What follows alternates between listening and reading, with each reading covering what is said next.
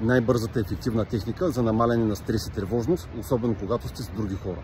Когато не сте сами, нямате опция да ходите да прекръщате дървета, да се събудите боси, да се потупвате, да медитирате с часове и така нататък.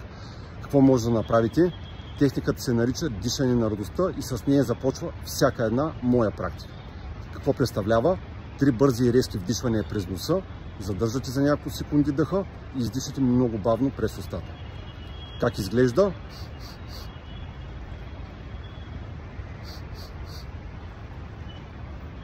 Аз го правя шумно за видеото, но вие може да го направите по-леко и незабележимо. А когато останете вече сами, може да се направите и пълната техника с движенията, която изглежда така. Дишане на радостта с движенията, това е когато останете сами. Поемате рязко въздух през носа. Още веднъж. Трети път. И дълбоко издишате.